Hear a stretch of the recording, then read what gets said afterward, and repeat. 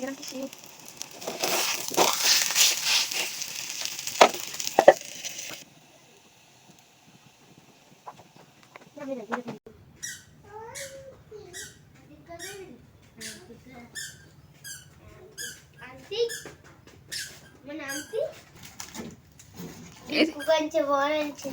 এটা কি আচ্ছা একটু দেন। আমি পিঠা খাইবেন নি? পিঠা খাইবেন নি? বসেন। মজা মজা দাও পিঠা পিঠা মজা বিস্কুট খাইব। আচ্ছা বিস্কিট দিবেন নি? কেন?